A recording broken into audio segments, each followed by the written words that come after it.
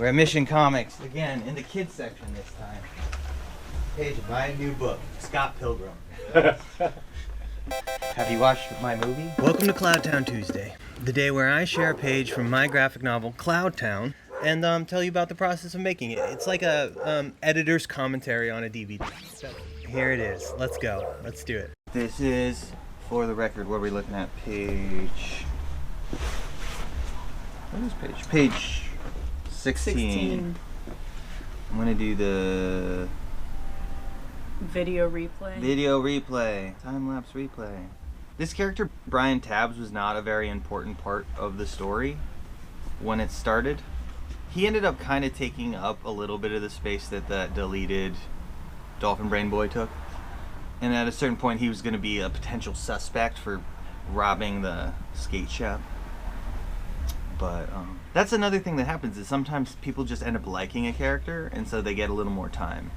And that happens in, I think, a lot of people's creative process, but we just ended up liking him. And my editor specifically liked him, so we gave him a little more airtime later.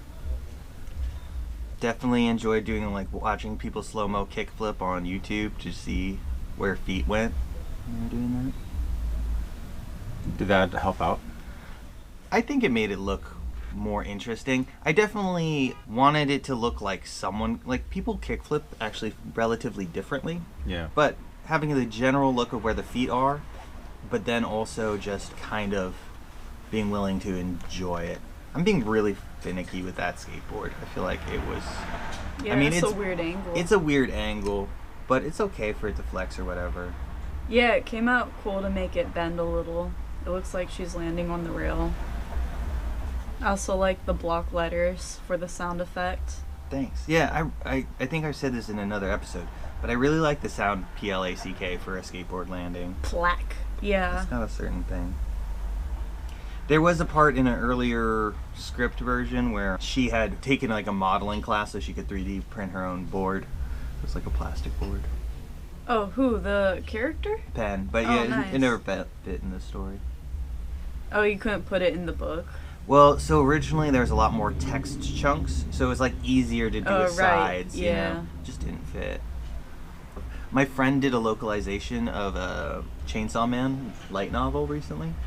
Is that when you just make it a readable version of the comic book? Yeah, usually it's side stories or different stories with the I same see. characters. Yeah, it's almost like taking a storybook format, because it's like slightly illustrated. All the stories through The writing. the writing. Yeah.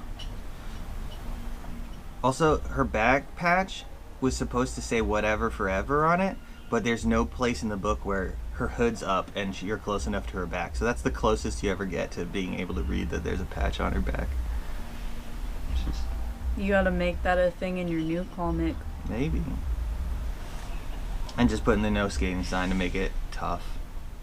I did enjoy, like, that's again another thing for motion, the double skateboard overlapping each other. Yeah, That that's was cool. cool. There was a Tumblr I found that had a lot of, animation smears with 2D animation that would be good for that. Mm.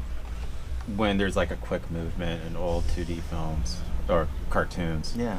they would like really stretch the characters Yeah. out and make it really abstract. But it they're usually shown for like a second, right? Yeah. Or not even a second, like maybe four frames out of 24 Yeah. per second, and it really just connects. They do that a lot in anime too. So. Yeah. So looking at that stuff would be a good reference. Yeah, it is fun because you usually don't show that. So yeah, I guess people do squash and stretch stuff in some comics, but A lot usually of anime fight scenes they do. That, right? Yeah, people's faces like folding around a fist. Yeah, or whatever. and this the speed lines around the arm become really abstract, or the leg when they're kicking and stuff. I don't know why I like that shirt that says number 2. Which is funny to me. This dude's cool. Yeah. He knows where he stands. Very confident number 2 Yeah. right there. Not this kid. Kid's number 2. Number 2. Confident Number 2 is also confident. And I do like, honestly, the thing I think is cutest about this panel is that little heart was just such a last minute thing of like, it's like, she's so cool. There's the hat guy. Everybody's got a kid in their school that wears a brimmed hat. Yep. Fedora kid. God. Fedora kid. Yeah. Bad memories? Fedora kids. No, it's just. I tried it out. I don't know. I had a Fedora kid face. I'll admit it. Just didn't work for me. Nor does it for any of us.